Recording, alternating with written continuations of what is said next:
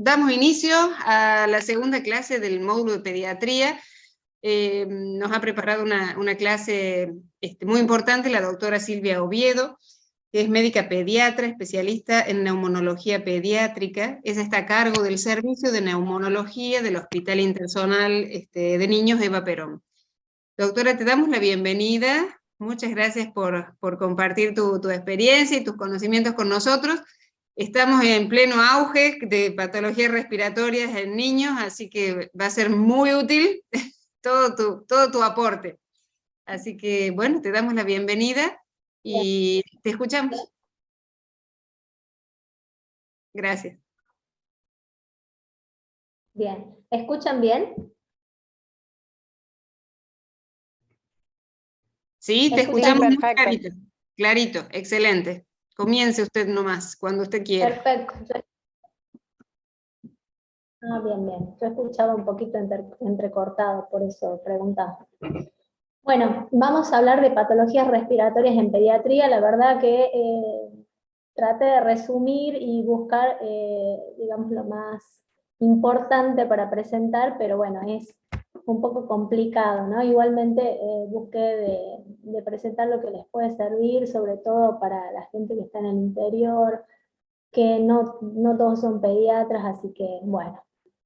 Vamos a empezar con las patologías respiratorias en pediatría, que estamos en la época de más prevalencia.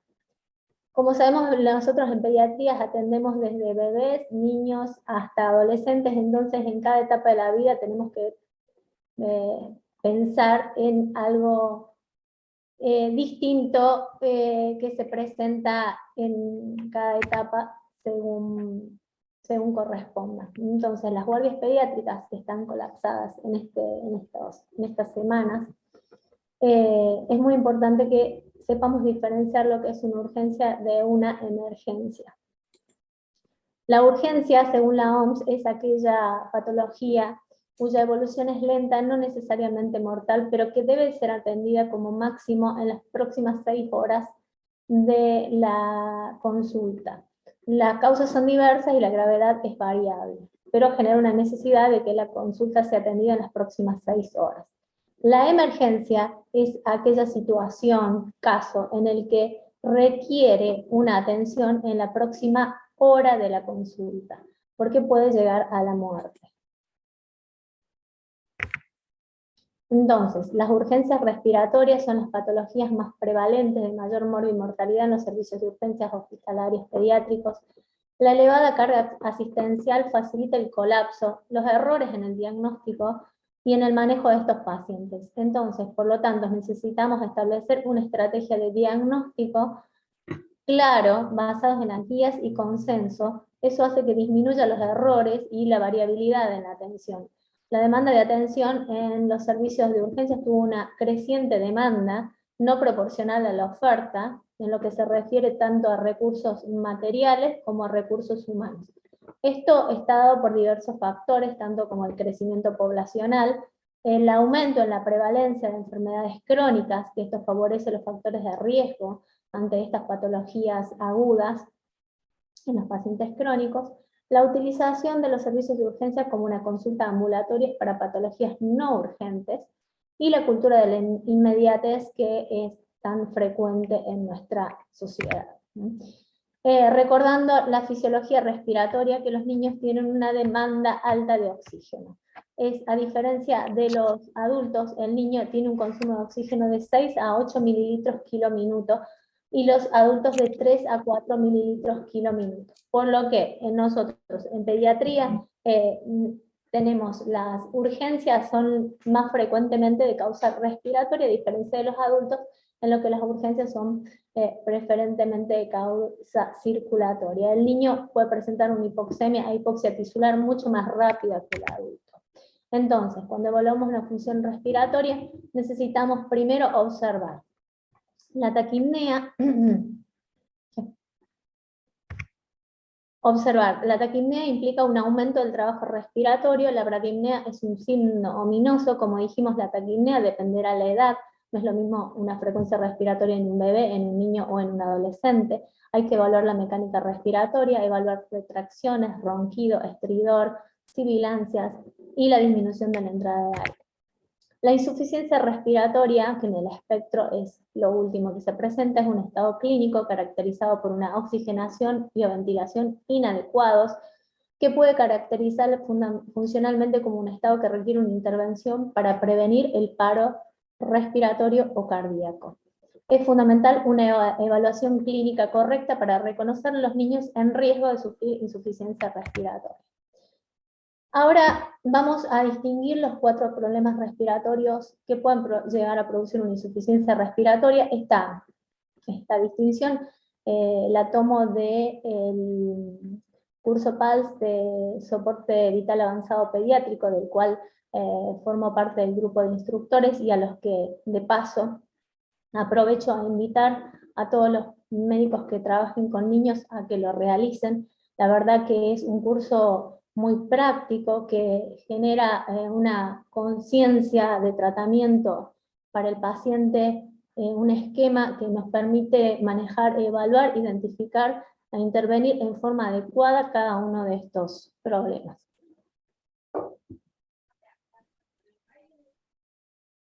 Entonces, los 4 tipos de problemas respiratorios que pueden conducir a insuficiencia respiratoria se dividen en obstrucción de las vías aéreas superiores, obstrucción de las vías aéreas inferior, enfermedad pulmonar parenquimatosa o control anormal de la ventilación. A nivel de la vía aérea superior, los signos clínicos se presentan durante la fase inspiratoria, que puede tener un estridor, ronquido, voz ronca. En la vía aérea inferior los signos clínicos predominantemente están durante la fase expiratoria, sibilancias, expiración prolongada. En la enfermedad pulmonar parenquimatosa hablamos de en la presencia de neumonía, atelectasia, con otros componentes como fiebre, digamos, más infeccioso. Y en el control anormal de la ventilación es aquel paciente que sufre una hipoventilación que puede obedecer a diversas causas como lesión cerebral, drogas, convulsiones. En la vía aérea superior, en la vía central común, está formada por nariz, boca, faringe, laringe y tráquea hasta la carina. Entonces, esta es la responsable de la mayor parte de las resistencias al flujo aéreo. Las lesiones obstructivas a este nivel repercuten en forma ostensible a nivel pulmonar. Como vimos por encima de las cuerdas vocales, el estridor es más que nada inspiratorio. Cuando la obstrucción es a nivel traqueal, el estridor o el sonido es bifásico, y cuando la obstrucción se produce por debajo de la carina, el sonido es más bien expiratorio. La obstrucción de la vía aérea superior es muy distinta en los niños con los adultos, y esto está dada por la diferencia en la vía aérea. El niño tiene una vía aérea mucho más pequeña, de forma cónica, que favorece que cualquier inflamación se presente con una dificultad respiratoria. Los factores predisponentes, en los lactantes sobre todo, es que la epiglotis es mucho más grande, presenta una forma cónica y hay una mayor laxitud de los tejidos conjuntivos y una mayor riqueza de tejido linfoide, que es el que reacciona ante las infecciones de diverso tipo. Los signos que presenta la obstrucción de la vía aérea superior: tenemos tos metálica, ronquera, estridor, generalmente inspiratorio, disfonía. En los cuadros graves, babeo, ronquido, escasa elevación torácica. Las causas pueden ser la laringitis subglótica, que es la más frecuente. Hay que tener en cuenta que esta laringitis se puede presentar por cualquiera de las infecciones virales. En general, el virus incisional respiratorio es un agente frecuente, que es el que está ahora prevalente. Ante un cuadro de anafilaxia, CRUP, una estenosis subglótica congénita o adquirida, también por un paciente que estuvo respirado. La obstrucción de la vía aérea superior por un cuerpo extraño es otra de las causas que tenemos que tener en cuenta. Esto también lo vemos en el curso PALS de reanimación avanzada pediátrica, y debo contarles que después de hacer el primer curso PALS, a los meses hago una de las primeras guardias sola como residente pediátrico, y esto le salvó la vida, o sea, el que yo sepa realizar esta maniobra le salvó la vida a un bebé de 11 meses, que había estado comiendo maní, y el 24 de diciembre llega a la guardia del hospital de Villa Dolores, donde estaba haciendo guardia en ese momento, y con esta maniobra el niño sobrevivió a la obstrucción de la vía aérea superior. Así que es muy importante esto en las maniobras, pensarlo y realizarlo en forma adecuada. El tratamiento de la laringitis, que es lo más frecuente, es básicamente la adrenalina en forma nebulizada. Es un vasoconstrictor, disminuye el edema laringio, lo que tiene que el efecto es corto. Por tanto, el paciente debe permanecer al menos en la guardia entre 3 y 4 horas, porque el efecto disminuye en esos horarios, y empieza nuevamente el síntoma. El budesonide nebulizado es otro de los tratamientos. En realidad es efectivo en forma nebulizada con oxígeno a flujos por lo menos de 5 a 6 litros por minuto. De esa nebulización hay que mantenerla durante más de 15 minutos, y ayuda sobre todo en los niños en los que imposibilita la vía oral por los vómitos. Lo que sí, cuando el niño llora mucho ante la nebulización, no es recomendable realizar. Entonces, cuando ingresa un niño con laringitis, lo principal es valorar la severidad, obviamente tener en cuenta diagnósticos diferenciales, administrar el corticoide bioral precozmente, y la adrenalina nebulizada, que se debe hacer solo en el ambiente hospitalario, porque el efecto es 30 minutos, y la vida media es de 2 a 3 horas. Seguido de la adrenalina, es necesario realizar la nebulización con budesonide nebulizado, porque tiene el efecto, tarda en actuar 1 a 2 horas, justo cuando decae el efecto de la adrenalina. Hay muchos artículos, y hubo gente que me preguntó sobre la nebulización con dexametasona. En realidad, nosotros no tenemos dexa para nebulizar, no existe. El único corticoide para nebulizar es el budesonide. Se puede usar la dexa, es más, se usa, y tengo ¿Cómo lo escoge de acá? ¿Los marcas ahí? Donde no hay budesonide nebulizado, que usan dexa, pero ellos que estuvieron acá me refieren que la budesonida tiene muchísimo mejor efecto que la dexa. Y bueno, y es, digamos, para ese uso, no es algo que extrapolamos para la vía endovenosa usándolo nebulizado. La obstrucción de la vía aérea inferior se presenta generalmente con la clínica de sibilancia. La sibilancia es un silbido que con mayor frecuencia se presenta en la expiración, puede ser monofónico o polifónico, y se genera al obstruirse la vía aérea. Las causas más frecuentes está la bronquiolitis, la hiperreactividad bronquial y el asma. Bueno, la bronquiolitis es el primero o segundo episodio de sibilancias, se presenta en los niños menores de 2 años, es más frecuente en los pacientes menores de 6 meses, y predomina en esta época, otoño-invierno. Los lactantes con factores de riesgo son los que en general pueden presentar internaciones, y sobre todo internaciones más prolongadas y con requerimientos de asistencia respiratoria mecánica. En general, los lactantes sin factores de riesgo, menos del 3% de los que presentan bronquiolitis se internan. El agente etiológico más frecuente es el virus incisional respiratorio, entre un 60 y 80%, pero hay muchos otros agentes virales, y se sabe que las bronquiolitis que tienen peor evolución, puede haber una coinfección entre virus. La causa más frecuente de internación en menores de 1 año de vida es la bronquiolitis. La tasa de hospitalización en menores de 1 año es 20 de cada 1000 niños, y en prematuros es de 60 cada 1000 niños.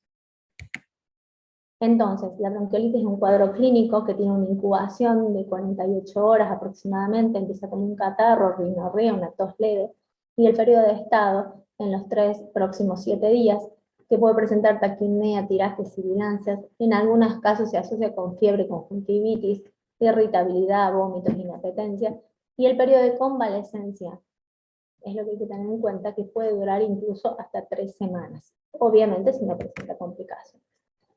Los lactantes con factores de riesgo son aquellos que no tienen lactancia materna, una vacunación incompleta, los prematuros, desnutridos, Los factores del medio es aquellos que viven en hacinamiento, los que concurren a guarderías o tienen hermanos en el escolar, los que tienen una mamá analfabeta o adolescente, la contaminación ambiental y la contaminación domiciliaria por el tabaco, la calefacción realizada con humo. Los factores de riesgo para infecciones respiratorias graves son aquellos niños menores de 3 meses que presenten cardiopatías congénitas, enfermedades pulmonares crónicas, prematuridad, bajo peso en nacer, desnutrición, y aquellos pacientes, sobre todo, que presenten alteraciones neurológicas. Entonces, el diagnóstico en la bronquiolitis es eminentemente clínico. La saturometría es útil, pero no imprescindible. Necesitamos un sensor adecuado.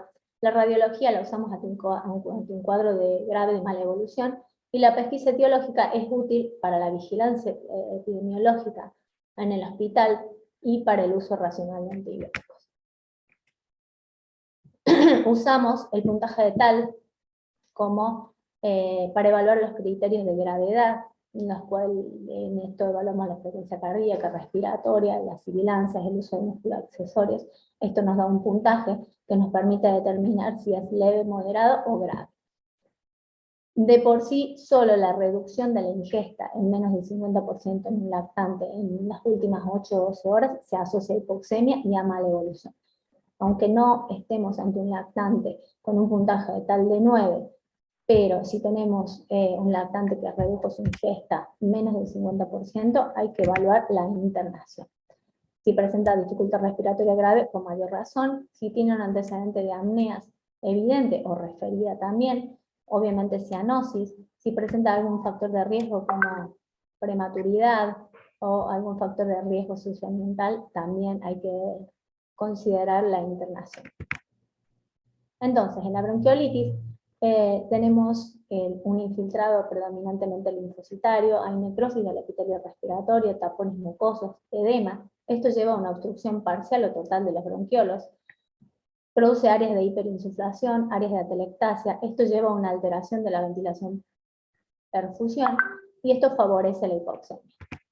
Entonces, ¿cuál es el tratamiento de la bronquiolitis? Es un tratamiento de sostén, oxigenoterapia. Es lo principal. Obviamente que necesitamos mantener al niño con una adecuada alimentación e hidratación, siempre despejar las fosas nasales, controlar la temperatura, evaluar la posición en la cama, evitar sobre todo la inhalación pasiva del humo de tabaco. Y, como sabemos, de todo lo dicho a los hechos hay un largo trecho. Muchas veces usamos los broncodilatadores. En realidad la recomendación es que no deben usarse, pero uno siempre puede realizar lo que se llama una prueba terapéutica con salbutamol. El salbutamol es el broncodilatador de excelencia, y si bien en la bronquiolitis no se usa, pero hay que evaluar el contexto del paciente. Si es un paciente que fue prematuro, si es un paciente que es una vía aérea congénitamente estrecha porque la madre fue una fumadora pasiva durante el embarazo, seguramente el paciente va a responder. Si tiene algún factor de riesgo para tener asma, también seguramente va a responder al broncodilatador. Así que es recomendable hacer una prueba terapéutica. Si el paciente responde, se continúa con el salbutamol. Si no responde, se mantiene solamente el oxígeno. La epinefrina, adrenalina no debe usarse, los corticoides tampoco. La solución salina hipertónica en realidad puede usarse en la internación como mucolítico y siempre precedida por la utilización de un broncodilatador. La asistencia kinésica, en realidad en la primera fase de obstrucción no es lo recomendable, solo despejar la vía aérea y dependiendo de cómo evolucione, cuando hay atelectasia sí puede llegar a usarse. Antibióticos no se recomienda a menos que haya una sobreinfección bacteriana, y mantener la hidratación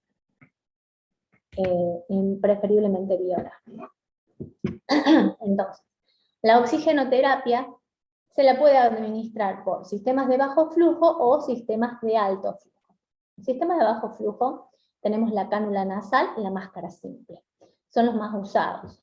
En los sistemas de alto flujo, cuando no logran una saturación adecuada, podemos aumentar el flujo de oxígeno con una máscara de Venturi, una máscara de no reinhalación, ALO que usan en la NEO, y CAFO, que es un sistema de administración de oxígeno a alto flujo humidificado y calentado. La oxigenoterapia es la única medida terapéutica comprobada de eficacia para el tratamiento de la bronquiolitis. Un lactante hospitalizado debe mantener una saturación más del 94%. Las cánulas nasales se usan con un flujo máximo de 2 litros por minuto y flujos mayores debe considerarse usar la CAF. La CAF es un sistema de administración de oxígeno que puede ser realizado en forma segura en cualquier sala de internación, en una sala de emergencia, en la terapia intensiva o para traslado. Ofrece una nueva opción terapéutica en los sistemas de baja y alta complejidad. La verdad es que esto sería una buena opción para que se generalice el uso de CAFO en todas las atenciones pediátricas que tengan internación. La bronquiolitis puede tener complicaciones. Pueden ser del episodio agudo en sí, como apnea, deshidratación, atelectasis, neumotórax, neumomediastino. Puede presentar una broncoaspiración o una sobreinfección bacteriana. Pero también puede tener complicaciones a largo plazo, que es la hiperreactividad bronquial postviral o, hasta el espectro de mayor gravedad, una enfermedad crónica postviral. Bueno, ahora para tomar un poco de aire, vamos a ver qué es lo que me dicen ustedes, a ver si están despiertos. Tenemos un bebé de 1 mes y 15 días, recién nacido a término, que inicia hace 2 días con rinorrea, ayer empieza agitado, hoy no se alimenta. Antecedente de 2 hermanitos con catarro de vía aérea superior, y alguien decidió pedirle esta radiográfica. ¿Cuál sería el diagnóstico? A ver Doctora, si me dicen. sí, tienen habilitado el chat para responder o los mensajes. A ver, vamos a ver si tenemos respuestas por allí. ¿Quieres repetir, Doc? Bebé de 1 mes y 15 días, nació a término, que inició hace 2 días con rinorrea, ayer agitado, y hoy no se alimenta. Hermanos con catarro de vía aérea superior, ¿cuál sería el diagnóstico? A ver, ¿Nadie responde? ¿Una? me parece Bronquiolitis. Bronquiolitis, perfecto. Mi amiga. genial. Me parece que el resto viene pensando. Acá el doctor Raúl Cornieles también dice bronquiolitis, Noelia Chaile bronquiolitis. Bueno, están atentos, doctora, están atentos. Perfecto. Doctor Rendón. Perfecto. Bronquiolitis. Ay, ahora vamos a hacer la próxima. Bueno, ahora, como en pediatría no todo es tan fácil, tenemos un recién nacido a término adecuado para la edad gestacional, 40 semanas, 3 kilos 180, un Apgar 8-9. A los 2 meses inicia una bronquiolitis de tratamiento ambulatorio con el antecedente que convive con abuelos y padres fumadores. La primera internación es a los 6 meses con aislamiento del virus incisional respiratorio del 21 de mayo al 3 de junio con asistencia respiratoria mecánica durante 7 días. ¿En qué pensamos? Tenemos esta radiografía con áreas de hiperinsuflación, infiltrados alveolares. En esta otra tenemos también áreas de hiperinsuflación, infiltrados, atelectasia. Acá tenemos una atelectasia retrocardíaca. Acá no es tan simple, ¿no? ¿En qué diagnóstico pensarían? A todo esto no nos dejó seguir pensando y tuvo una segunda internación del 7 al 16 de julio con requerimiento de asistencia respiratoria mecánica durante 11 días, múltiples aislamientos en aspirado traqueal y hemocultivos. Y persiste esta radiografía que es muy similar a la primera. Acá dicen se agregó un componente bacteriano. Sí, por la invasión de un niño muy invadido. Entonces, esa fue la segunda internación. Y ahora, en julio, padres, bueno, familia conflictiva, un medio socioeconómico muy bajo, se van de alta, la verdad que ahí no lo había visto yo. En esta última internación sí, Entonces hacemos la intervención. Esta última internación tuvo una necesidad de CAFO por 10 días, pero fue prolongada del 26 de septiembre al 26 del 10. Ahí dijimos, no se va hasta no llegar a alguna certeza diagnóstica. Lo que pedimos es a los gastroenterólogos, ahí está el doctor Renón, que le hagan una pechimetría pensando en reflujo, porque era un nene que no mejoraba. Entonces nos salió una pechimetría patológica. Empezamos a medicarlo para eso, aparte de mantener los broncodilatadores, un paciente muy broncorreico. Y seguimos, y cuando se fue de alta, seguimos haciendo estudios. Pedimos un test del sudor que fue negativo, y cuando estuvo en el mejor momento clínico, realizamos una tomografía de alta resolución, donde hay bronquiectasias. Las bronquiectasias es la dilatación permanente de los bronquios pequeños y irreversible. Con esta radiografía, que fue la mejor que logramos, en abril de este año, después de digamos, pedir al servicio social que lo llame nuevamente, una familia de alto riesgo, porque se había perdido en febrero, como lo vieron bien, bueno, pero logramos hacer la tomografía y tiene bronquiectasias. El paciente es un paciente, ¿qué pensarían ustedes? Una enfermedad pulmonar crónica. Cualquier enfermedad que dure más de 3 meses, estamos hablando de algo de cronicidad.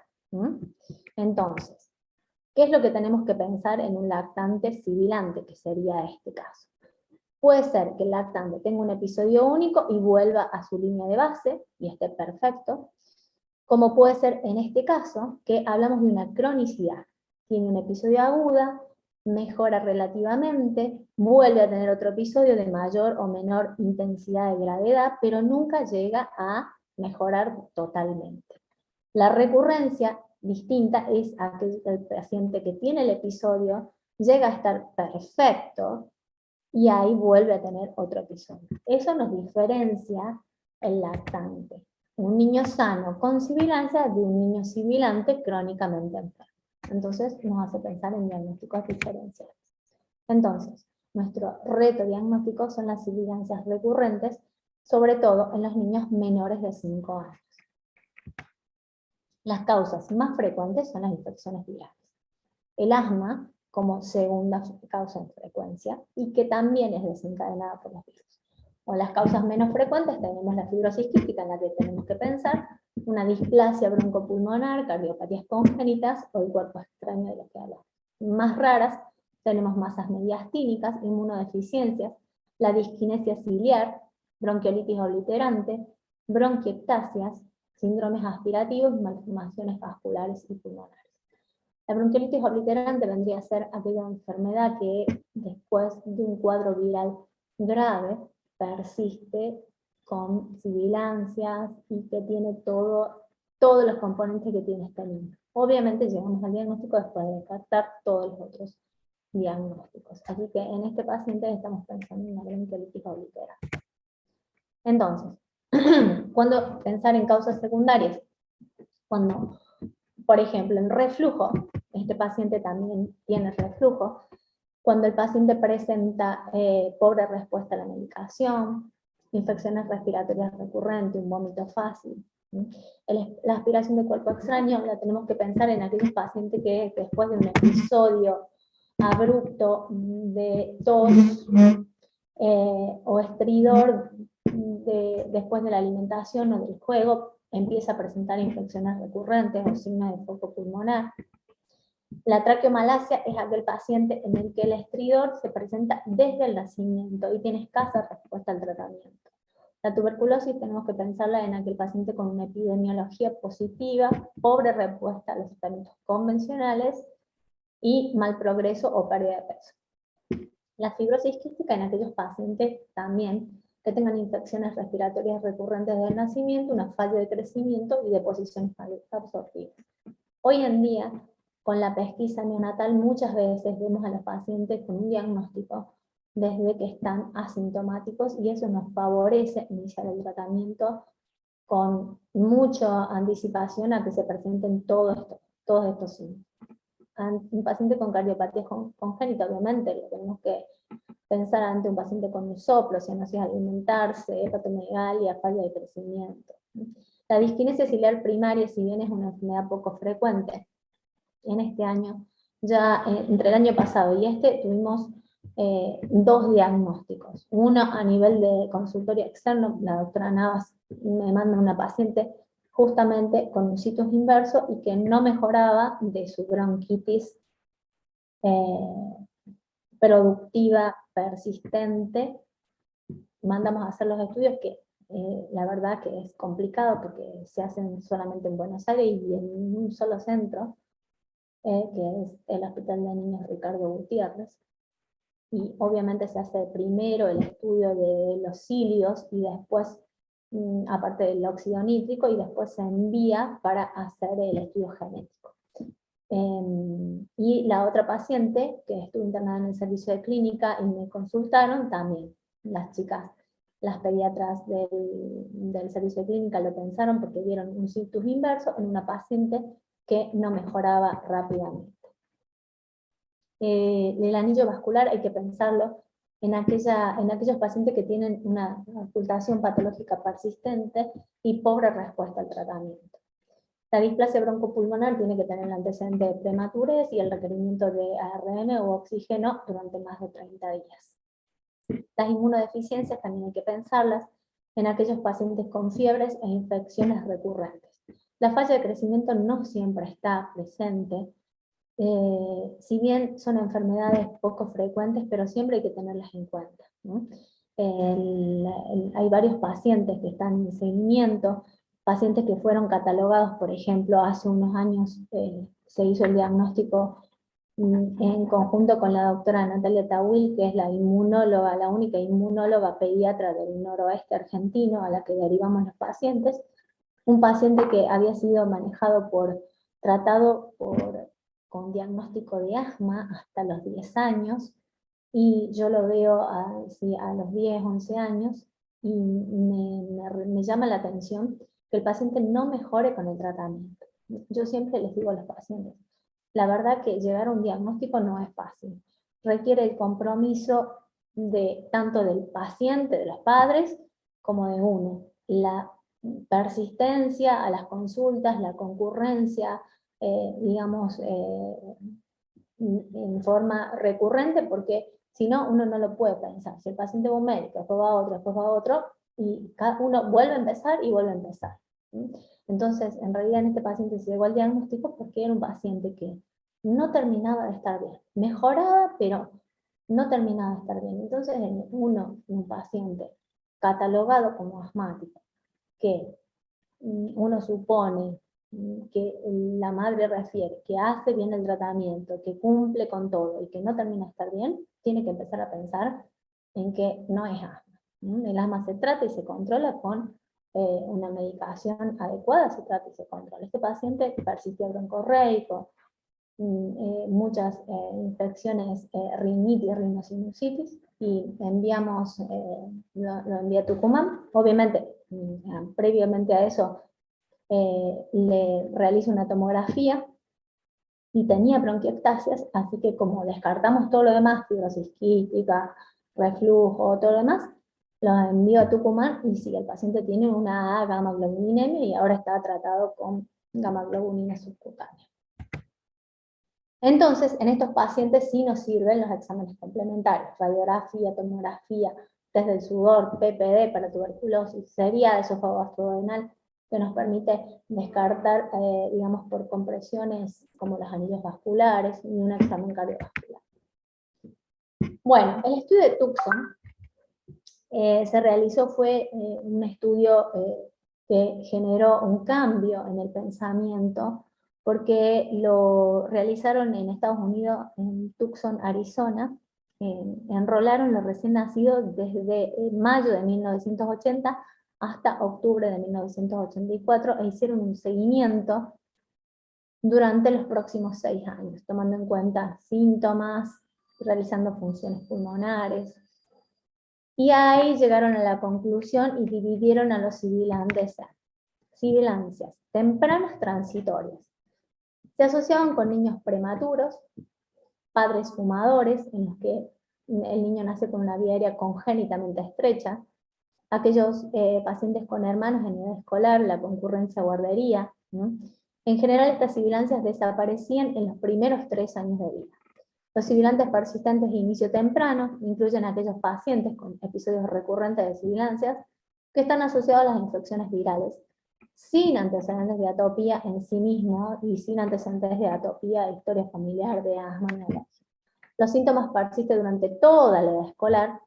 En general la causa es viral en los menores de 2 años, el virus sincicial, y los otros virus en los menores de 2 a 5 años. Esto se llama la hiperreactividad postviral, que es tan frecuente y que seguramente la vamos a ver después en todos estos pacientes que tenemos actualmente internados ahora. Después tenemos la sibilancia persistente tardía, que es aquellos pacientes que tienen antecedentes de atopía personal y familiar. De este estudio también se sacó este algoritmo basado en este estudio de Tucson, y el algoritmo nos marca un índice predictivo para asma, que puede ser positivo o negativo. Si el paciente tiene un criterio mayor, ya tiene un IPA, que es un índice predictivo para asma positivo. Si tiene uno mayor o 2 menores. El mayor sería que tenga un padre diagnosticado con asma, o en sí mismo tenga dermatitis atópica. Y los menores serían el diagnóstico de rinitis alérgica en el paciente que tenga sibilancias fuera de los resfríos y una eosinofilia en sangre de más del 4%. En otro algoritmo que marca una predicción positiva a tener asma posterior a una hospitalización, que se hicieron estudios junto con los estudios de Finlandia y Suecia, este algoritmo incluye el diagnóstico de asma en un padre, y el hábito de fumar, fundamentalmente el materno. O sea, que tenemos un niño internado por bronquiolitis, virus sincicial respiratorio, que la madre fuma, muy probablemente, hay que decirle que muy probablemente puede ser asmático, ¿no? Que tiene un índice predictivo para asma positivo. También en aquel paciente diagnosticado con dermatitis atópica o alergia alimentaria. Esa es otra cuestión. Un paciente con, por ejemplo, alergia a la proteína de la leche de vaca y tiene un índice predictivo para asma sumado a las sibilancias, tiene un índice predictivo para asma positivo.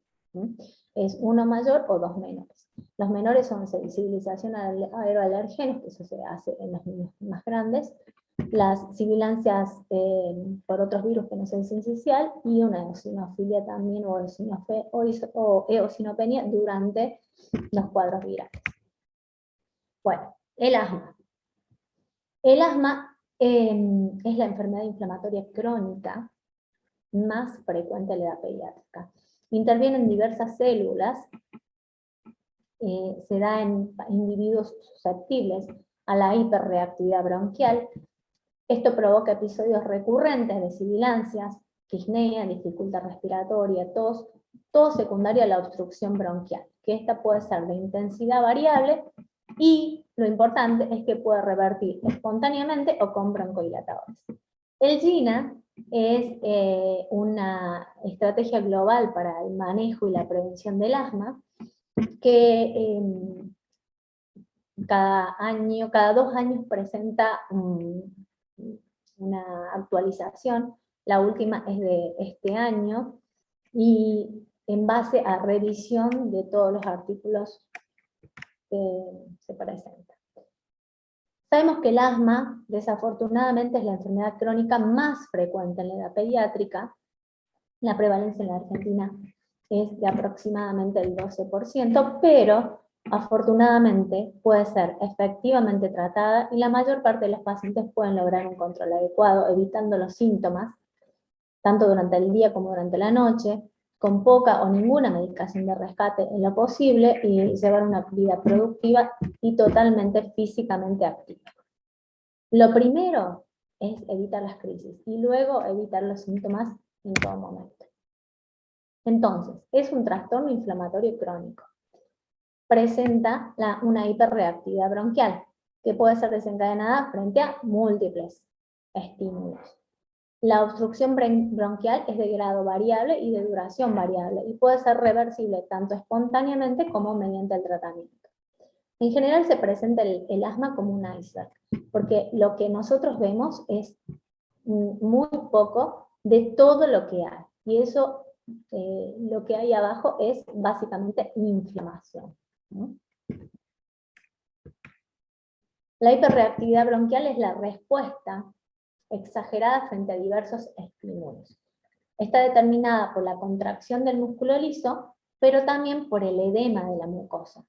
Se presenta en todos los pacientes con asma, sustenta el asma, pero también se presenta en otras patologías.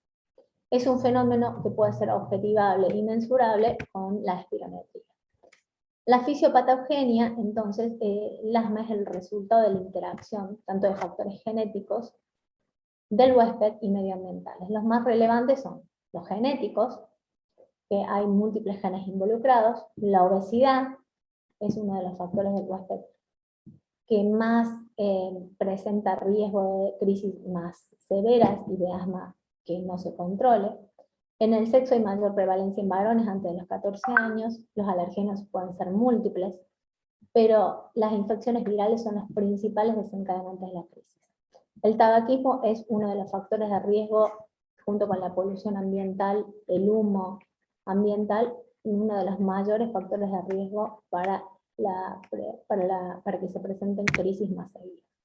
Entonces, el diagnóstico depende de la severidad, el tiempo de duración, la frecuencia de los síntomas. Puede haber un predominio de una sintomatología sobre la otra, puede a veces presentarse solo tos, a veces directamente la crisis en el medio, digamos, en periodos intercrisis asintomáticos. A veces es solo tos nocturna y a veces son solo síntomas con ejercicios. Por eso es muy importante la historia clínica. Las pruebas complementarias son la espirometría, que es el estudio ideal, pero requiere un equipamiento especial, y los pacientes en crisis difícilmente pueden realizarla. Requiere una expiración prolongada durante más de 6 segundos en forma constante. El pico flujo es otro de los estudios, es un equipamiento sencillo, pero no está disponible para todos los pacientes y sobre todo requiere mucho la colaboración del paciente. Entonces, el diagnóstico en realidad es eminentemente clínico. Incluye la anamnesis, el examen físico. Hay que considerar la edad. El reto diagnóstico es estos pacientes menores de 5 años, que uno lo piensa, descartando todas las otras patologías que son las más complicadas de las que hablamos, y los exámenes complementarios. La historia clínica es fundamental. Los síntomas, los silbidos, dependen de la edad. El niño más chiquito en general va a presentar sibilancia, pero yo siempre les digo, los niños más grandes en general no presentan sibilancias tan frecuentes o es más difícil escucharlos. En general, el niño cuando tiene más de 8 años, que es el crecimiento del pulmón más rápido en los primeros 8 años de vida, ya tiene otra sintomatología como opresión torácica, un dolor en la espalda, que presenta como puntadas desde adentro. Todos esos síntomas hay que caracterizarlos, hablar de la intensidad, la estacionalidad, la frecuencia, qué factores lo desencadenan, qué tratamientos reciben, qué dosis, cómo lo administran, qué respuesta tienen los tratamientos, los antecedentes familiares, el impacto que tiene la enfermedad en la actividad física, el sueño, el rendimiento escolar, si hay algún problema emocional, evaluación del medio, los fumadores, la contaminación. Hace poco vi una pacientita del interior que tiene como factor de riesgo la obesidad, una nena de 8 años. La verdad que uno sabe que como pediatra, cuando ve un niño de la edad de más o menos del hijo de uno, es como que tiene como, digamos, todavía más empatía. Y la verdad que la primera vez que la veo estaba en una crisis. La crisis era leve, moderada.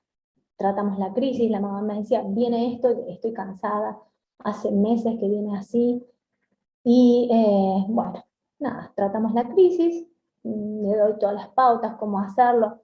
Nunca había hecho bien un aerosol, no había tomado un corticoide bien dado durante unos días de acuerdo al peso y todo. En el interrogatorio rescato que tiene síntomas de reflujo, tratamos eso, hablamos de la alimentación, y en la próxima consulta estaba mucho mejor, seguimos con el tratamiento preventivo, ya no tuvo más crisis en ese mes, la cito a los 2 meses, y en esta última consulta la mamá me dice, la verdad que no le dije, pero no sabe el cambio de vida que tuvo mi hija. Dice, ella en un momento me llegó a decir, ¿para qué vivo? Una nena de 8 años diciendo eso, ¿para qué vivo, mamá? Esto no es vida.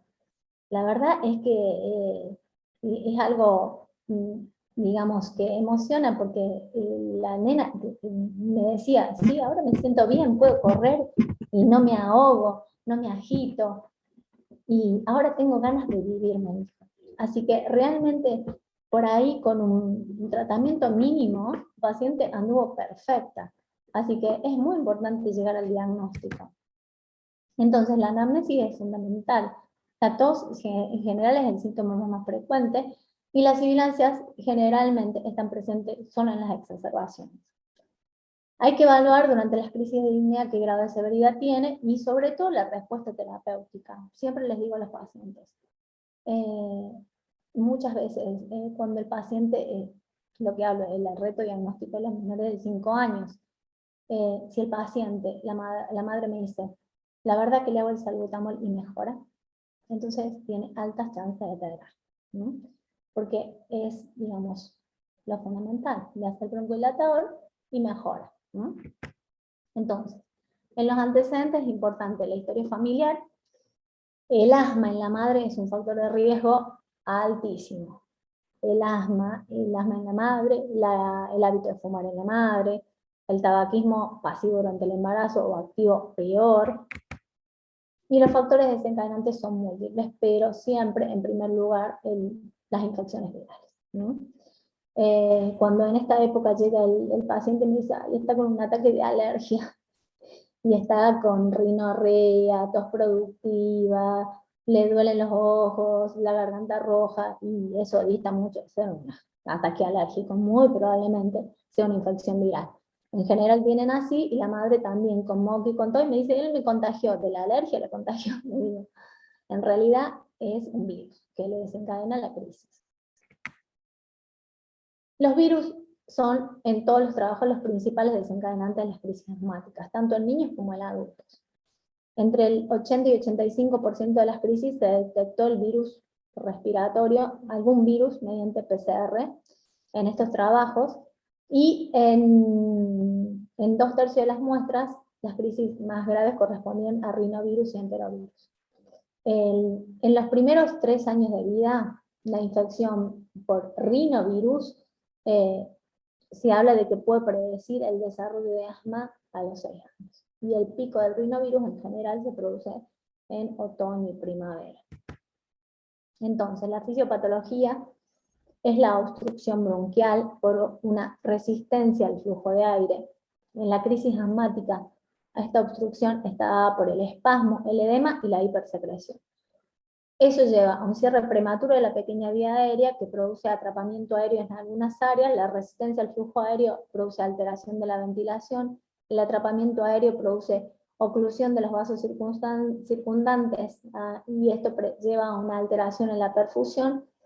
Y la alteración en la ventilación y la resistencia al flujo aéreo aumenta. Hay áreas que producen hiperventilación.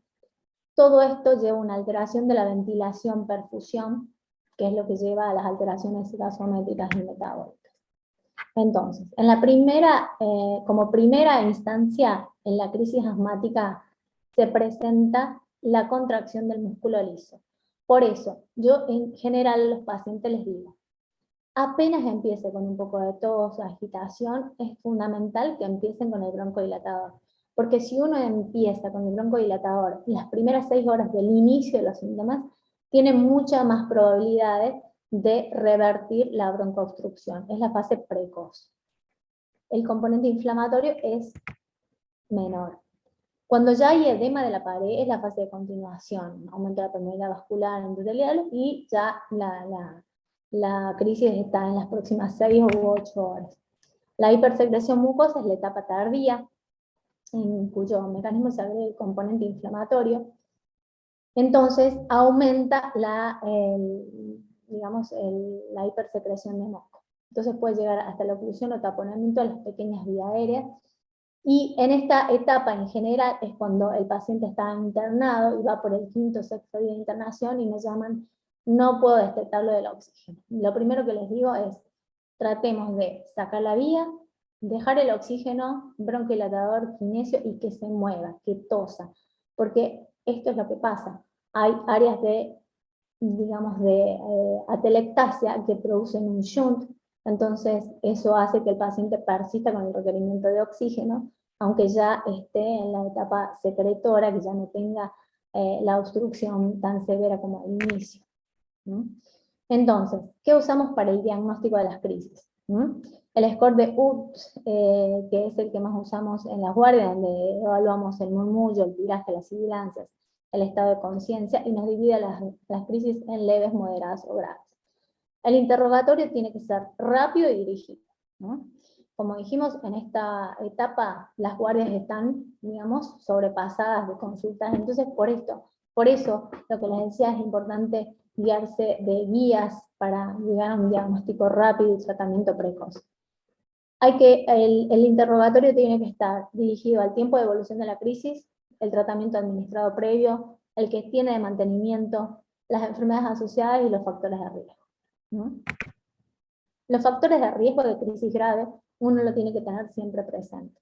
Son las visitas a la guardia dentro del mes previo, el uso creciente de corticoides sistémicos y el antecedente de ingreso al CIP en el último año. Más de 2 hospitalizaciones o 3 visitas a la guardia en el año previo también es un factor de riesgo. El haber usado un canister de salbutamol en los últimos meses entero también es un factor de riesgo. El inadecuado seguimiento y cumplimiento también. Y un score inicial alto también.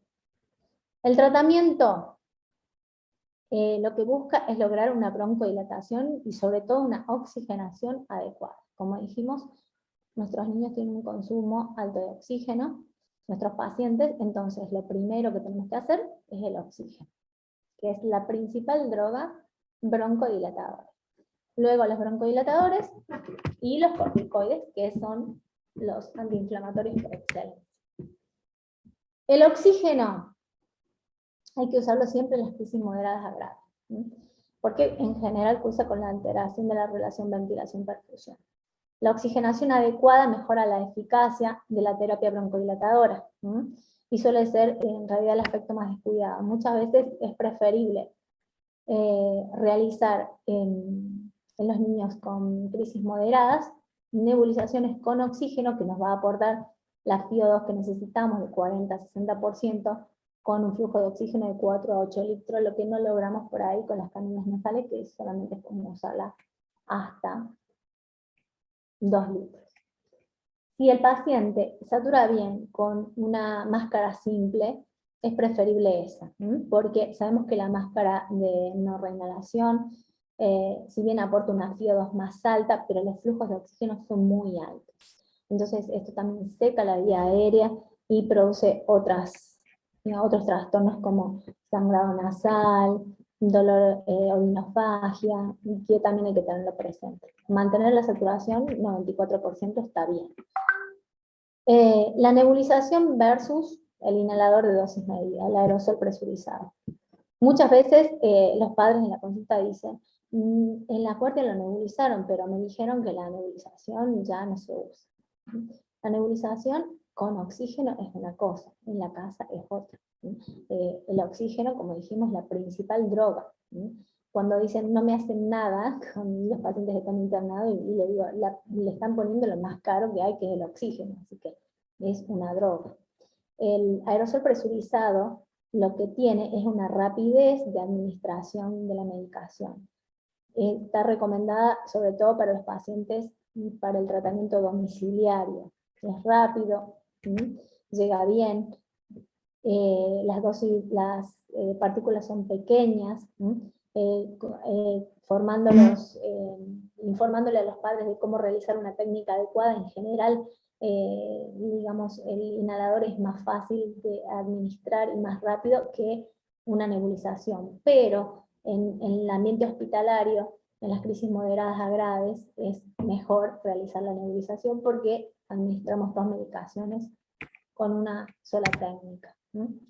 El aerosol presurizado es necesario hacerlo siempre con un dispositivo espaciador. En general, mejor, y lo que yo siempre recomiendo, es la aerocámara, porque el aerosol desde donde sale más de 100 kilómetros por hora y tiene un diámetro de partículas de 40 micrones.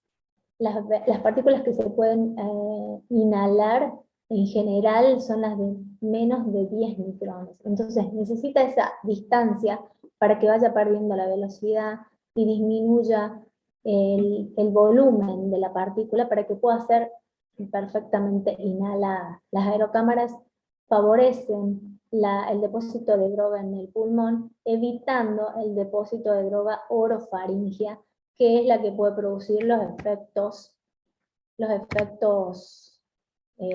sobre todo secundarios de algunos corticoides inhalados. Los efectos secundarios del salbutamol hay que tenerlos en cuenta y sobre todo informarle a los pacientes, a los niños más grandes, preadolescentes o adolescentes, que tienen como mucha más sensación de taquicardia y temblor que los más chiquitos.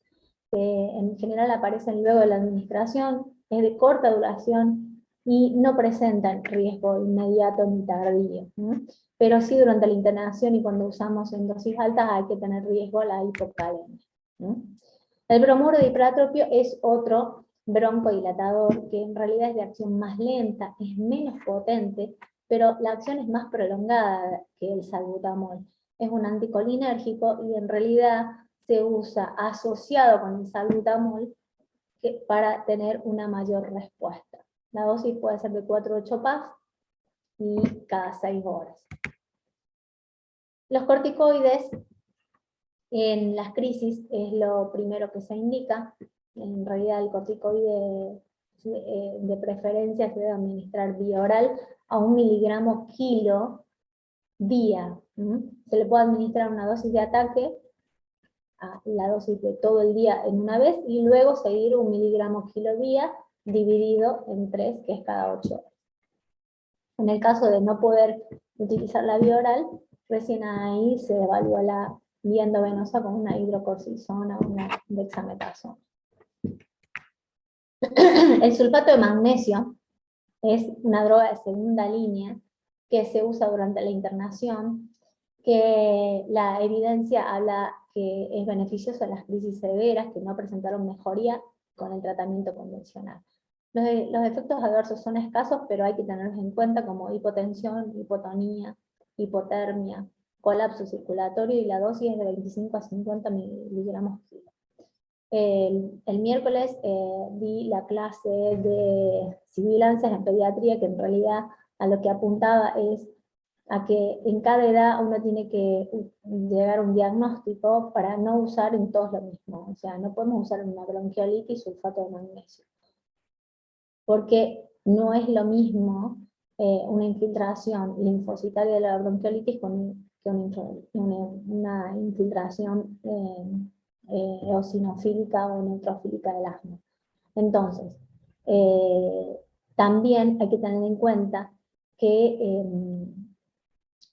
en la etapa intermedia sí se puede usar sulfato de magnesio. En aquellos pacientes, por ejemplo, lactantes sibilantes o niños que tengan un índice predictivo para asma y estén en una crisis moderada, uno puede probar con el sulfato de magnesio, pero todo depende de la edad, del peso y de que sea realizada en un contexto de cuidado, de control de presión arterial, de frecuencia cardíaca y todo. Entonces, lo que no tiene recomendación inicial para la crisis asmática es el antibiótico, la quinesio intensiva al inicio de la crisis, los mucolíticos ni los antihistamínicos. Bueno, en el GINA, esto pasando al tratamiento de mantenimiento, el GINA cada 2 años pero da una recomendación de cómo realizar el tratamiento de mantenimiento del asma. En este último habla de una terapia de rescate antiinflamatorio que se realiza con el corticoide inhalado junto con el LABA, que es el formoterol, y también con el corticoide inhalado y el SABA, que es el salbutamol. Esa terapia de rescate se realiza en los niños mayores de 12 años y adultos. Y la terapia MART es una terapia de mantención y rescate que se puede realizar con el corticoide inhalado y el LABA también en los mayores de 12 años, pero ahora se la puso en el paso 3 de los niños de más de 6 años, en esta última recomendación. Entonces, está este ciclo de manejo del asma que sirve para que en cada consulta uno debe realizar una evaluación, ¿no?, de los síntomas, de las exacerbaciones, de los efectos adversos, de qué comorbilidades tiene, ver el grado de satisfacción que tienen con el tratamiento, tanto el paciente como los padres. En la revisión uno tiene que rever si está bien el diagnóstico, si tiene algún otro factor de riesgo, comorbilidad que haya que tratarlo, siempre, y volver a rever la técnica, ¿no? Y en el ajuste uno ve si puede aumentar la dosis, si tiene que bajar un paso o aumentar un paso de tratamiento de acuerdo al control o no control del asma, ¿no? El tratamiento en adolescentes y adultos más de 12 años, en el primer paso, que antes se usaba solamente cuando las crisis eran, digamos, muy intermitentes, le daban solamente el salbutamol. Ahora se prefiere, en el paso 1 y 2, el corticoide con el formoterol. La idea es evitar el salbutamol y sobre todo ayudar al paciente a que use el corticoide inhalado, ¿no? Entonces, sabemos que los pacientes en general tienen pobre adherencia al tratamiento prolongado y diario con los corticoides inhalados. Entonces, en adolescentes y adultos se usa esta terapia, que puede usarla tanto de alivio como de mantenimiento, ¿no? En el paso 3 ya se deja una dosis de mantenimiento permanente con el corticoide inhalado más el formoterol, sumado a, según tenga crisis, adicionar dosis de corticoide LABA cuando sea necesario.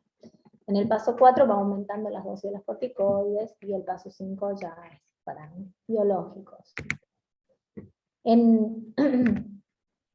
En los pacientes de 6 a 11 años, acá recién en el paso 3, en el paso 2, cuando tienen crisis intermitentes, todavía se usa la dosis baja de corticoides inhalados, se puede adicionar el antileucotrieno, pero en el paso 3, cuando no se logra el control con esto, se puede adicionar un budesonide formoterol, ¿no?, que antes en realidad no se usaba, que esta es la terapia MART, que es mantenimiento y alivio cuando lo necesita. Entonces, por ejemplo, tenemos un niño de 6 años que tiene crisis intermitente, pero cuando realiza ejercicio siente que tiene algún síntoma. Para no aumentarle la dosis diaria, uno le da una baja dosis, un PAF por noche, pero le dice que realice, en vez del salbutamol, que es de corta duración, que realice una dosis adicional de budesonide formoterol previo al ejercicio.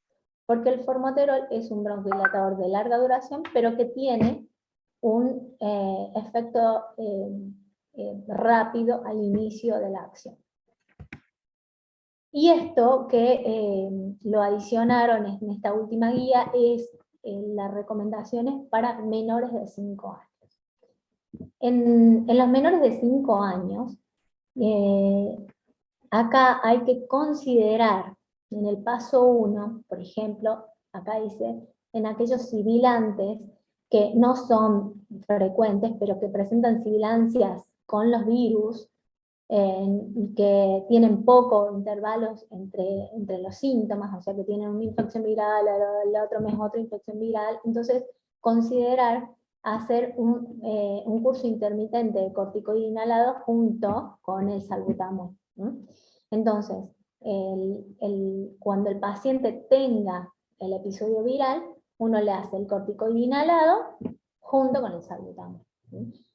En ese momento que tuvo la crisis. En el paso 2 es que cuando no logra el control con eso y persisten los síntomas más, digamos, más prolongados, entonces ahí uno le adiciona una dosis permanente baja de corticoide inhalado, como puede ser la fluticasona o el budesonide, y puede adicionar un antileucotrieno o hacer los ciclos cortos de la dosis más alta de corticoide inhalado cuando tengan cuadros virales junto con el salbutamol. En el paso 3 ya aumentamos la dosis del corticoide inhalado y podemos aumentar algún antileucotrieno, y bueno, obviamente que hay que siempre evaluar los diagnósticos diferenciales. Bueno, entonces los efectos adversos de los corticoides inhalados, lo que todos los padres tienen miedo a que les vaya a hacer mal, que no los deje crecer, los efectos adversos, lo que puede llegar a tener es una tos irritativa local, secundaria a la administración mal realizada por el aerosol directamente en la boca. Esto también puede llevar a una candidiasis, aftas orales, por eso es muy importante que sea administrado con la aerocámara. Los corticoides inhalados son el tratamiento más efectivo en la mayoría de los pacientes, reducen la morbilidad y los efectos adversos de la enfermedad, son seguros para el tratamiento del asma, y las dosis que controlan la enfermedad en realidad no tienen efectos a largo plazo. La combinación de budesonide y formoterol como terapia de mantenimiento y rescate es la indicada en los pacientes mayores de 12 años y en los de 6 a 11 años en el paso 3 del tratamiento, que no anduvieron bien con el paso anterior. Reduce el riesgo y la tasa de exacerbaciones severas, disminuye la necesidad de corticoide sistémico, que es lo que buscamos, y sobre todo que mejore los síntomas, los despertares nocturnos, aumenta la función pulmonar y reduce la morbilidad. En general, lo que yo le digo a los pacientes, obviamente que esto no les va a dar un escudo contra los virus. O sea, cuando uno le da un tratamiento, no le da un escudo contra los virus. El virus lo va a tener lo mismo que cualquier otro paciente. El tema es que el paciente que está con el tratamiento de mantenimiento tiene una mejor respuesta al broncodilatador en el caso de que presente una infección viral y que le llegue a hacer una crisis. Bueno, para terminar, igual tengo otra partecita porque no sabía si quedaba, si íbamos a tener tiempo, algo del sueño, pero me gustó esto de que sentirse pediatra significa que no me gusta madrugar, pero me gusta un trabajo en el que no cabe la rutina, que no me gusta el sufrimiento, pero me gusta la sabiduría que conlleva, no me gusta la certeza de no saberlo todo, pero me gusta ser una eterna aprendiz, no me gusta el cansancio acumulado, pero me gusta la confianza a la que debo responder, no me gusta que me interrumpan, pero me gusta atender una urgencia de verdad, no me gusta la falta de respeto, pero me gusta la sonrisa de mis pacientes, no me gusta la falta de recursos, pero me gusta tener compañeros a quien recurrir.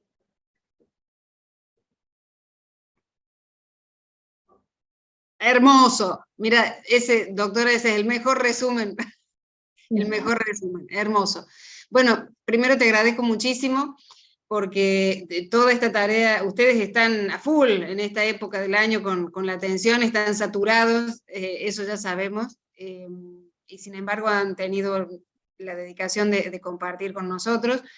Me parece que esta es una ayuda importantísima para todos los clínicos que tenemos en el interior y los que formamos parte de toda la asistencia en Capital, y bueno, y todas las otras áreas que también dependemos, inclusive los que somos padres y tenemos niños y tenemos esta asistencia y todos estos conocimientos que ustedes nos brindan.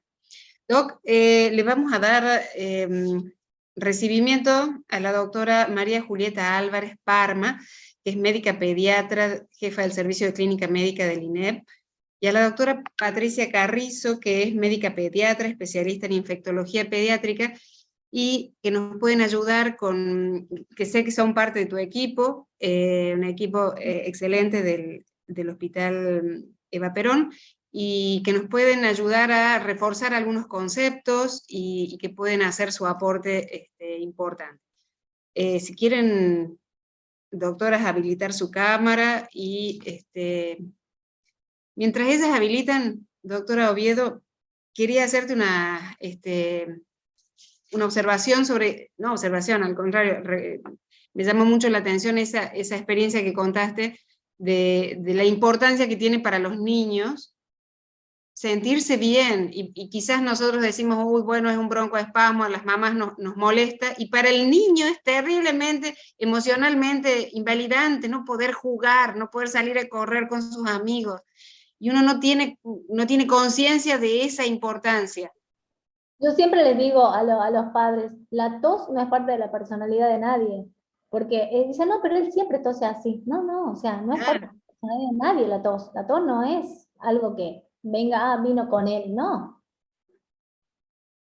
Sí. Entonces hay que tratarlo. No, pero además les invalida porque les falta el aire, no pueden correr, no pueden jugar, que para ellos es lo más importante en el momento de la edad que los... Totalmente, no es normal que un niño, uno le dice, no, quédate quieto, no corras porque te va a dar la tos, no.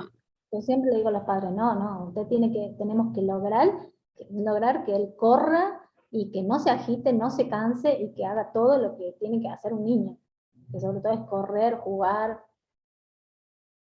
Sí, así es. Bueno, a ver, hay algunas preguntas aquí. Te transmito. La doctora Silvia Santander dice, ¿la adrenalina para utilizar viene ya preparada o cómo podemos usar la ampolla? ¿No tiene el mismo efecto budesonida inhalatorio con el nebu? No. Acá veo la adrenalina es la misma. La adrenalina es la misma que usamos para todo. Para la subcutánea, para la endovenosa, para, digamos, un paro cardíaco, no es la misma. Usamos esa adrenalina que dividimos la mitad de la ampolla, que viene 1 mililitro, o sea, usamos 0,5 mililitros con 3 mililitros de solución fisiológica y la ponemos a nebulizar. No tiene el mismo efecto el de nebu con el inhalatorio, porque el budesonide nebu, fíjense ustedes, que es una suspensión. Eso es lo que le digo muchas veces a los pacientes. El budesonide nebu es una suspensión, entonces cuando lo quieren utilizar con el nebulizador ultrasónico, no se va a nebulizar nunca, porque es una partícula grande, que no la rompe el nebulizador ultrasónico. A lo sumo se puede hacer en el domicilio con un nebulizador a pistón. Y obviamente que en el hospital sí se hace con el oxígeno. Entonces, no tiene, digamos, el budesonide en sí es un antiinflamatorio, pero el aerosol de dosis medida, como les mostraba, son partículas muy pequeñas. Entonces, esas partículas pequeñas se van a depositar en la vía aérea pequeña. Y cuando estamos ante una laringite, tenemos la inflamación en la vía aérea superior. Entonces necesitamos partículas más grandes, que es la que se realizan, las que se producen con la nebulización. Bien. Aquí tenemos unas felicitaciones del doctor Rendón, que dice, felicitaciones doctora Oviedo, muy didáctica su charla, gracias por su compromiso y responsabilidad. La doctora Silvia Santander dice, ¿desde qué edad se usa leucotrienos, antileucotrienos? Bueno, los antileucotrienos en realidad, para, digamos, como droga, se lo puede usar desde los 6 meses. Hay que evaluar el paciente. Ahí en las guías GINA lo nombran que, digamos, a partir de los, digamos, en los menores de 5 años hay que evaluar. Hay que evaluar y a partir de los 5 años se lo puede usar tranquilamente. Pero bueno, hay que evaluar el paciente, evaluar si realmente lo necesita. Si en realidad, por ejemplo, es un lactante, un niño, si tiene un índice predictivo para asma positivo, si ya descartamos todas las otras enfermedades. Bien. La doctora Rita Isabel de la Vega dice, hermosa clase, muchas gracias. Lore, hola. Quieren, no sé, tengo una última partecita porque la verdad es que digo, ay, no, es como que traté de resumir, pero me queda un pedacito de unas diapositivas cortitas de trastornos respiratorios del sueño, que me parece importante, pero no sabía si entraba. Sí, doctora Patricia, estás allí, te escuchamos. Hola, sí, acá estoy. No tengo habilitada la cámara, pero sí el micrófono. Eso Bien. creo que es de ustedes. Muy buena la clase, Silvia, espectacular, re linda. Re linda, la verdad que te diste todo. Así que, bueno, no sé, yo como por ahí, para hacerlo como más didáctico así, si querés una pregunta, doctora, porque si te dicen, ahora con todo esto respiratorio en el invierno, típico de todas las consultas de consultorio, ¿y por qué se enferman? ¿Por qué vive enfermo? ¿Por qué vive enfermo mi chico? ¿Viste? Todo, va al jardín y vuelve enfermo, no se logra curar y se vuelve a enfermar. Vive enfermo. ¿Qué Y bueno, pasa? es decir, esto pasa por digamos, la distribución de virus que hay. Y sabemos que los niños, el contagio es por contacto, y entonces es muy fácil contagiarse. Yo siempre les digo, por ahí, cuando va por el tercer día de reposo, dice, bueno, ¿ya lo puedo mandar al jardín otra vez? Y uno dice, y como poder se puede, pero imagínate, o sea, estamos en el tercer día, estamos en el periodo de estado, y sabemos que el virus cuando está, todavía digamos, sigue contagiando, y que vaya y esté con un virus no significa que el compañerito tenga otro virus y quede, digamos, inmune porque está con este virus, y bueno, lo mando si están todos con tos. Bueno, pero no significa que todos tengan el mismo virus. Entonces, pasa muchas veces que el paciente está con un virus, no termina de mejorar, vuelve al jardín, se contagia otro virus, y que tenemos una coinfección de dos virus, y sabemos muy bien que esto, digamos, repercute negativamente. En general, las infecciones más graves digamos, tienen mayor progresión, digamos, cuando hay dos virus juntos en un mismo paciente. En los pacientes, Está por bien, ejemplo, respirador, y bueno, sí, tenían dos virus juntos. Los está bien, pacientes, está bien. Y lo que fuimos viendo también en este momento post pandemia es que la estacionalidad de los virus fue cambiando también. Es lo que estamos viendo desde el año pasado, este año. O sea, uno esperaría que en el invierno, porque son más virus estacionales, tengamos la mayor cantidad de virus, pero el año pasado, por ejemplo, vimos virus influenza en febrero, en noviembre, diciembre, el virus de la gripe, que uno lo esperaría en el invierno. Entonces, ni hablar. eso fue cambiando. Y la otra cosa, que en el invierno uno se hacina. ¿Viste? En el invierno estamos todos cerrados, todo lo que uno habla para la prevención, en el invierno no, porque estamos encerrados, no se ventilan los ambientes, estamos hacinados todos juntitos, y bueno, y eso hace que los chicos se enfermen con más frecuencia. Y hay que tener en cuenta esto de post-pandemia, que no es que nos pasa a Catamarca, Argentina, esto es a nivel mundial. A nivel mundial, post-pandemia, después de que nosotros en general no la pasamos mal en la pandemia, en el sentido de que tuvimos menos pacientes que lo habitual, pero post-pandemia vino todo este auge de virus junto con, y como vos decís, fuera del episodio común, o sea, digamos, de la estacionalidad en la que era habitual. Todo está por arriba de la media pre-pandemia. Yo decía, en enero me voy a sacar 15 días porque prefiero ir al hospital en enero, porque en enero es tranqui. Volví el 15 de enero y tenía lista llena, todos los días. O sea, enero. Sí, pero, o sea, ¿qué? ¿Estamos en enero? ¿Cómo lista llena?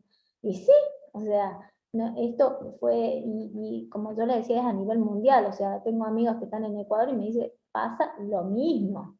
Nos pasa lo mismo. Sí, y esto me da pie para el tema de la prevención, que para la prevención tenemos algunas vacunas Totalmente. que las tenemos que reforzar, y que es para toda época del año. O sea que vienen, es muy común escuchar también, doctor, estamos en agosto, ¿me vacuno para la gripe? No me vacuné, ¿me tengo que vacunar?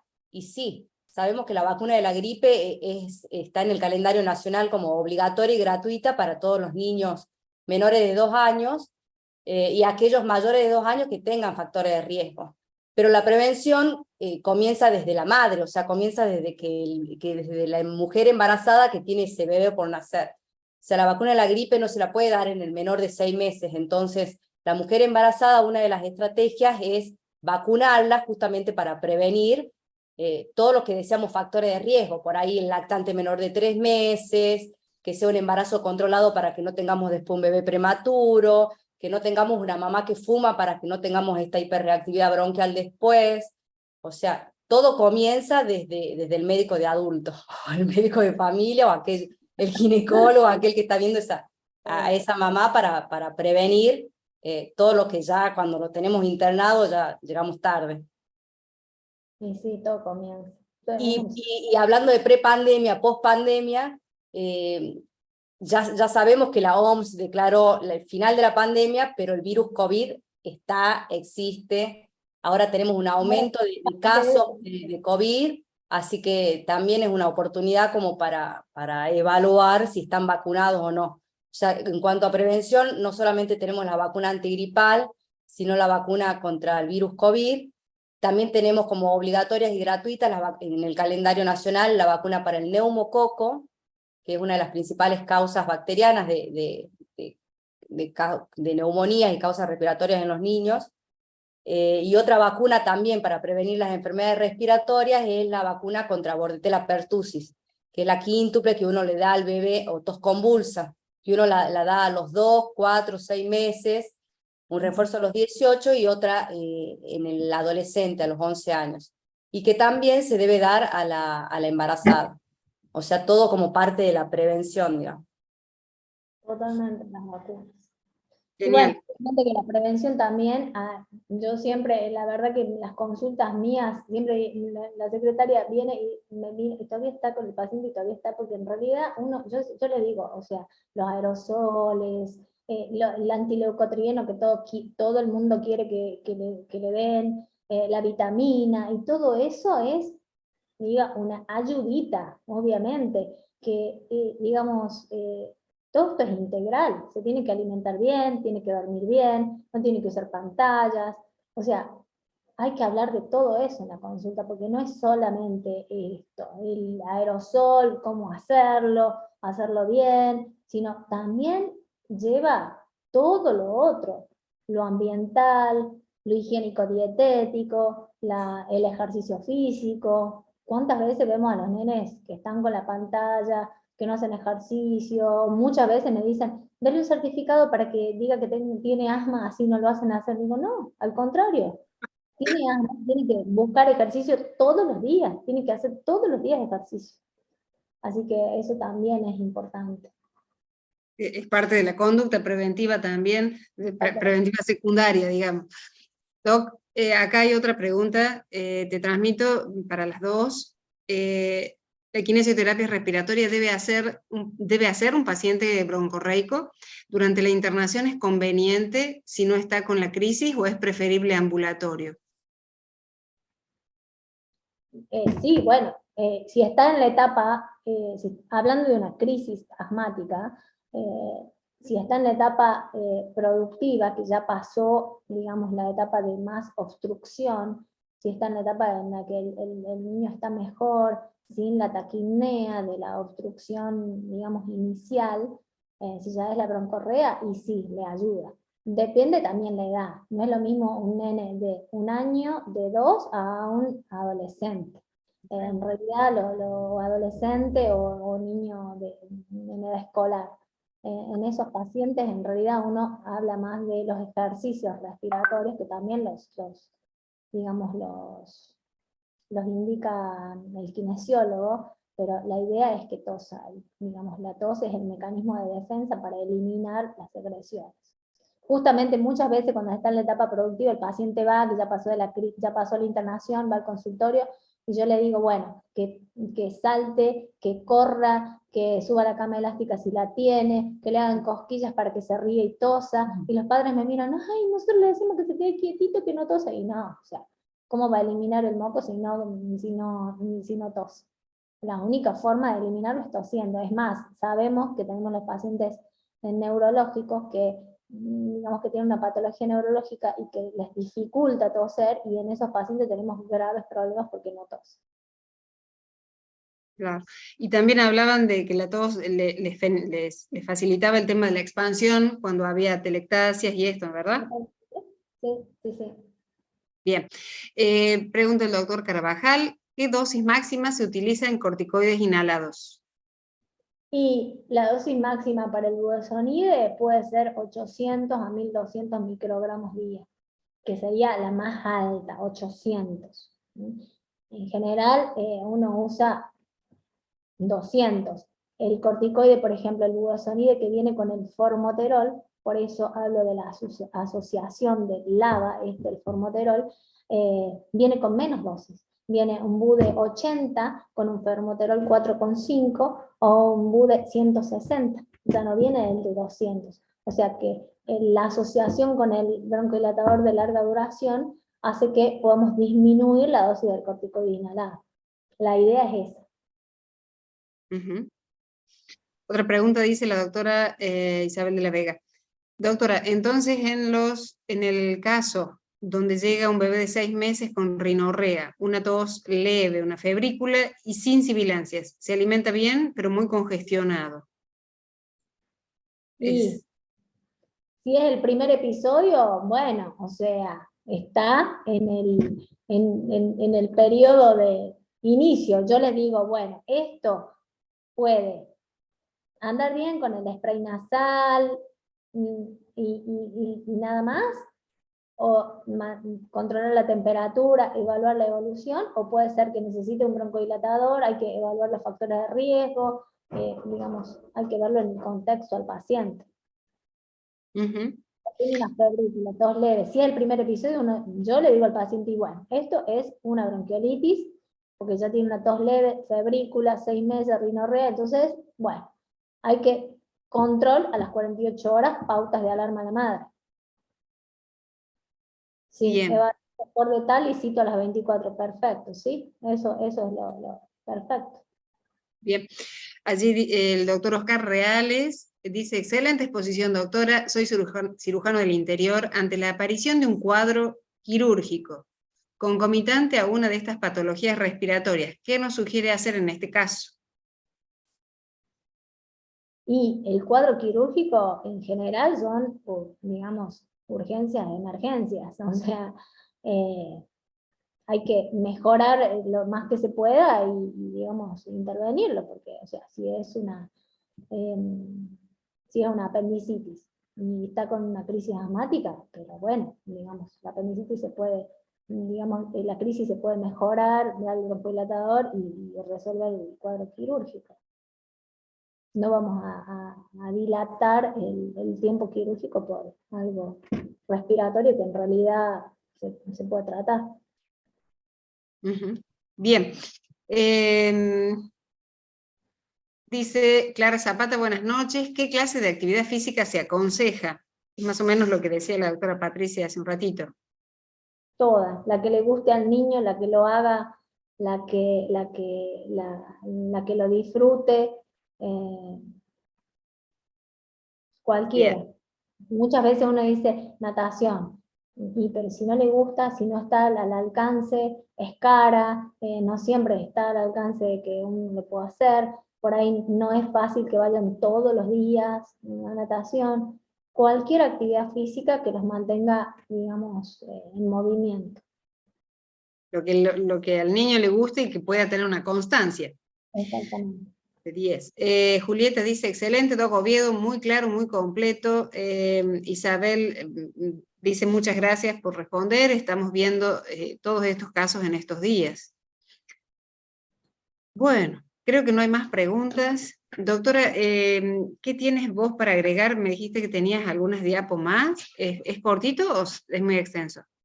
No, es cortito y esto es para, digamos, los trastornos respiratorios del sueño, que bueno, no sabemos llegar con el tiempo, pero les cuento así que es importante tener en cuenta y evaluar en la consulta cómo es el sueño del niño. Un niño muchas veces cuando viene a la consulta yo les pregunto, ¿cómo duerme bien? ¿Ronca? Sí, siempre ronca. Bueno, o sea, no es normal que un niño ronque. Lo normal es que tenga un flujo inspiratorio laminar. Yo le digo, lo normal es que uno se acerque al niño y diga, ¿está respirando? ¿Por qué? Porque baja la frecuencia respiratoria, digamos, baja la intensidad, digamos, de la expansión pulmonar. Entonces, puede ser una roncopatía simple, que hay un aumento de la resistencia de la vía superior, un flujo inspiratorio turbulento, y presenta ronquidos, pero sin otros síntomas. Cuando ya hay un mayor aumento de la resistencia, hay ronquidos, microdespertares, pero sin apneas ni hipopneas ni desaturación, ya estamos en una resistencia aumentada. Y el último en el espectro sería la apnea hipopnea obstructiva del sueño. En esto tenemos fragmentación del sueño, desaturación, hipersomnolencia diurna y múltiples otros signos desde que puede presentar consecuencias cardiológicas, neurocognitivas y metabólicas. Las entidades relacionadas con los trastornos del sueño son la hipertrofia adenoamigdalina, que puede presentarse con obesidad o sin obesidad, la obesidad en sí, y las múltiples patologías que pueden ser neurológicas, neuromusculares, craneofaciales. Los síntomas que cualquiera de las situaciones que entorpezcan el paso de aire pueden provocar ronquidos y apneas.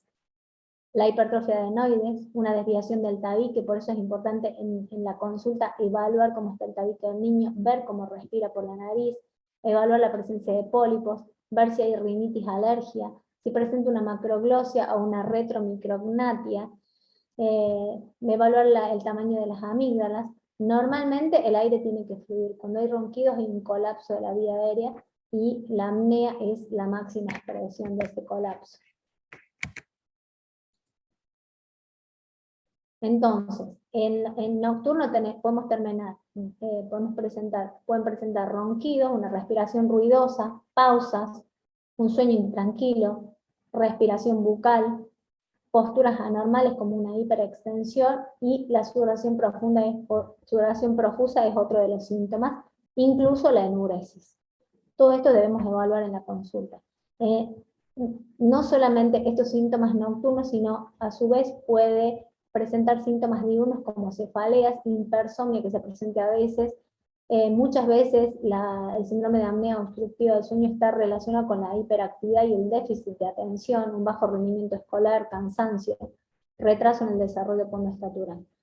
Y los síntomas relacionados con la hipertrofia amigdalar es la respiración bucal, la sequedad de la boca, la litosis, la congestión nasal permanente, las infecciones respiratorias de las vías altas recurrentes y alteraciones en el habla. La prevalencia del síndrome de apnea obstructiva del sueño en la población pediátrica es de hasta el 2%. Es muy importante la evaluación clínica y la anamnesis para detectar. Obviamente que en estos pacientes con estos síndromes, retromicrognatia y todo eso, en los pacientes con el cartílago nasal desviado, la prevalencia es 3 a 6 veces mayor. El diagnóstico, en general, lo podemos hacer por la clínica, y la polisomnografía es la que nos va a detectar las apneas. No, obviamente que yo les mostraba que esto hay un espectro. Muchas veces hay una rinitis y con un spray nasal se soluciona. No siempre es que necesita una polisomnografía. Esto es para diagnosticar las apneas, la polisomnografía y la poligrafía. Que ahora en Catamarca está la doctora Julieta Camgi, que es neuróloga especialista en sueño y que está realizando la polisomnografía. Entonces, este cuestionario de sueño pediátrico nos sirve para tener en cuenta las preguntas que tenemos que hacerle. Si el paciente ronca alguna vez, si ronca más de la mitad de todas las noches, si ronca siempre, si ronca con fuerza, si tiene una respiración fuerte o ruidosa, si ha visto que su hijo deje de respirar durante la noche, y que si le preocupa la respiración durante el sueño, si lo ha tenido que sacudir o zarandear para que vuelva a respirar, si tiene un sueño inquieto, si mueve mucho las piernas, todas estas síntomas que se pueden presentar, que muchas veces los padres, como lo tienen desde niños, de muy chiquititos, entonces no lo toman como algo patológico. Si da patadas o tiene movimientos rítmicos de 20 a 40 segundos, si suda mucho, moja toda la cama, si se levanta de la cama para ir a orinar, para tomar agua, cuántas veces se levanta, Y si duerme con la boca abierta, ¿cuántas veces lo hace? Si lo hace siempre, o solamente cuando está con la nariz obstruida o congestionada. Si tiene alguna alergia que le dificulta respirar, o si, y si siempre respira con la boca abierta. Todo esto también hay que evaluar cómo es la alimentación. Muchas veces me ha pasado que frecuentemente, que ya uno, digamos, por la clínica ya sabe, o sea, le ve al paciente y dice, y toma mamadera, y llega un niño de 5 años y toma mamadera, y seguramente ese niño va a ser un respirador bucal, digamos, por la forma de la boca que le produce el seguir tomando mamadera hasta los 5 años, lo que favorece el reflujo, el hecho de tomar leche nocturna, digamos, así que hay que tener en cuenta todas estas variables. O sea que los trastornos respiratorios del sueño es una patología prevalente y que se asocia a múltiples complicaciones y consecuencias, y en realidad el subdiagnóstico es una de las preocupaciones actuales. Y los cuestionarios del sueño sirven para, digamos, detectar estos trastornos respiratorios y seleccionar pacientes que puedan requerir alguna complejidad para una confirmación diagnóstica de apnea. Eso nada más sería.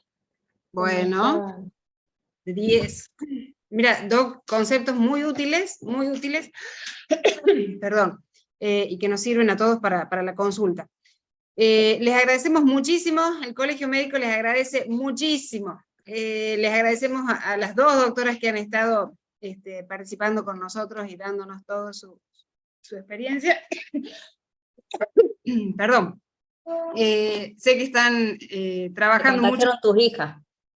Sí, sé que están trabajando mucho, que es una época muy difícil para ustedes y que están así con el estrés a full. No, gracias al colegio por estar haciendo esto, la verdad que me parece muy útil, y que un viernes se conecte tanta gente es doblemente útil. Así que muy bueno, muchas gracias a ustedes también. Vos sabés que te cuento, también todos los médicos que trabajan en SAME, que les mandamos un saludo enorme, y todos los médicos que están en las postas, esta información que ustedes proporcionan les ayuda muchísimo. Y la gente del SAME me dice, por favor, graba la charla, pasala, porque sí, ellos tienen muy frecuentemente estas consultas, y bueno, siempre los niños como que nos apabullan, las dosis de las medicaciones siempre nos aturden un poquito, y bueno. Yo un aporte, Lorena, bueno, te cuento del Hospital de Niños, para que sepan todo en realidad, porque es de la vigilancia de la provincia. Nosotros hisopamos a todos los chicos que se internan por patología respiratoria, y el 85-90% tenemos aislamiento del virus respiratorio sincitial. Eso es lo que está circulando en la provincia. Aparte de eso, estamos viendo algunos casos de parainfluenza o metaneumovirus. Y otro aporte para todos es tener en cuenta el tema del monóxido de carbono, ¿no? De las intoxicaciones por ese gas tóxico, que en el invierno hay lugares donde es muy frecuente usar los braseros, y bueno, hay intoxicaciones por monóxido, que es un gas que no tiene olor, sabor, color, que no irrita mucosas y que se puede evitar, o sea que es evitable. Entonces esas recomendaciones para que lo tengan en cuenta, para hacer que si necesitan usar braseros, que se enciendan afuera, que se apaguen afuera, que se ventilen los ambientes, que siempre dejen algo abierto, para dejar circular el aire limpio, digamos, el oxígeno. Sí. Bueno, muchísimas gracias a las dos, muchísimas gracias a todos los que nos han estado escuchando esta hora. Doc, voy a dar un solo anuncio del grupo para toda la gente del curso. Entramos ahora en receso de invierno para que se atiendan todas las patologías respiratorias. No va a haber curso durante el mes de julio, y vamos a retomar nuevamente con este módulo de pediatría en agosto, ¿sí? Nos quedan 2 clases de pediatría, que es enfermedades de la piel y estrategias de inmunización, que va a ser también 2 charlas muy importantes, ya para el mes de agosto. Así que, bueno, les damos otra vez las gracias, y bueno, ya las dejamos descansar y que aprovechen este fin de semana y se recuperen de todo el estrés semanal. Gracias, buenas noches. Muchas Bueno. gracias a todos. Gracias a todos. Gracias, doctora. Buen fin de semana para todos.